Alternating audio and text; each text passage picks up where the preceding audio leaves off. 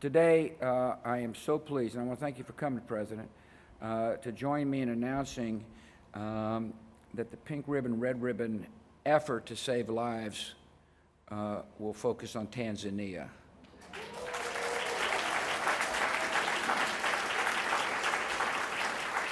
So, the expansion of the program to Tanzania is a testament to our friendship.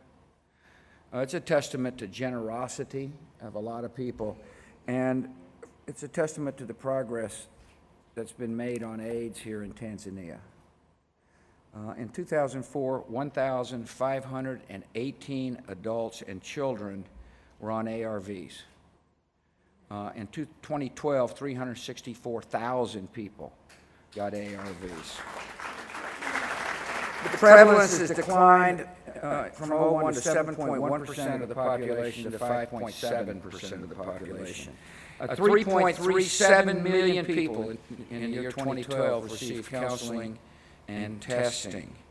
A lot of this has to do with the Tanzanian strategy, and a lot of it has to do with your leadership, Mr. President. I don't know if you know this or not, but there was a stigma attached to AIDS on the continent of Africa, and the President and Mrs. Kikwete went on national TV to get tested.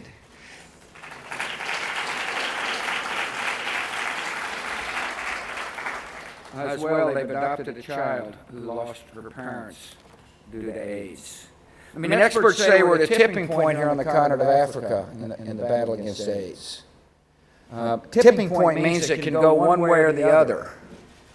Tipping point says to me that there is more work to be done, particularly in areas of where there's high concentration of infections. In other words, the focus needs to start becoming a laser focus. Now, I know there's a lot of debate about resources. Here's my advice to policymakers, particularly in wealthy nations. It's important to set priorities and to fund programs which are successful. And there is no greater priority than saving human life. And there's been no more successful program than PEPFAR.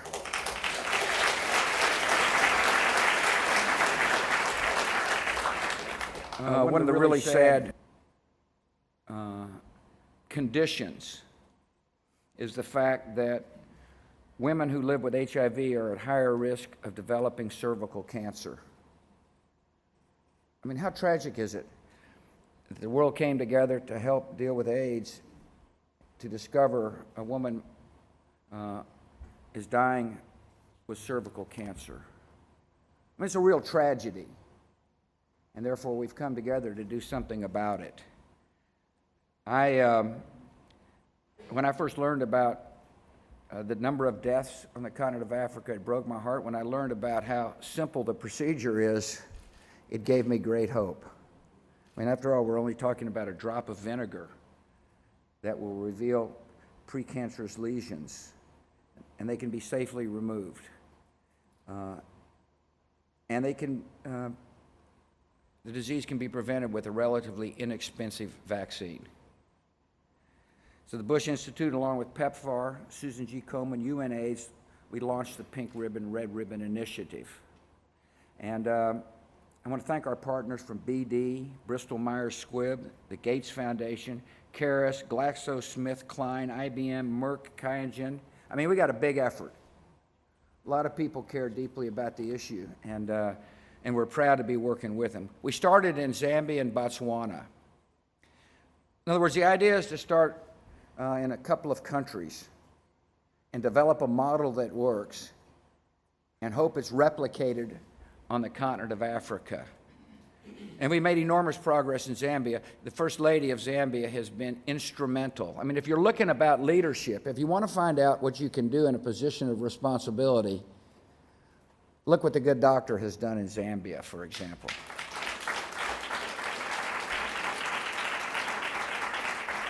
In a brief period of time, over 100,000 women have been tested, and 25,000 girls have been vaccinated, and the effort's just beginning.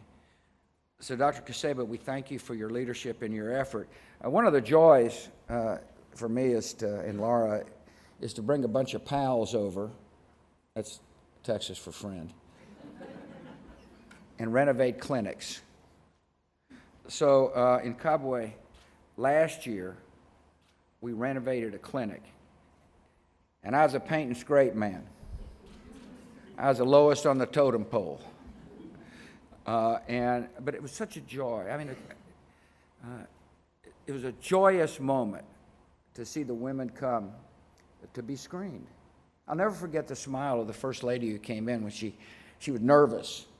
Maybe I made her nervous, I don't know. Maybe the process made her nervous, but she was nervous, really nervous. And she came out with this giant smile. I wish Americans could see the smile of someone who has realized that she was cancer-free. So we did it again.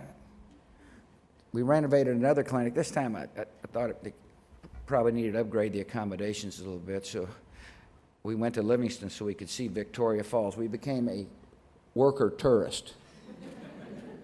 And we opened up the clinic, and the First Lady came to open up the clinic, and there were a lot of women there. And it was a very special moment. There's no doubt in my mind that if Zambia can be as successful as it is, so can Tanzania. And so, Mr. President, we have watched your leadership on PEPFAR and Millennium Challenge. We know that you've got a national cervical cancer prevention and control plan in place, and we're really looking forward to working with you on Pink Ribbon, Red Ribbon. Ladies and gentlemen, the President of Tanzania.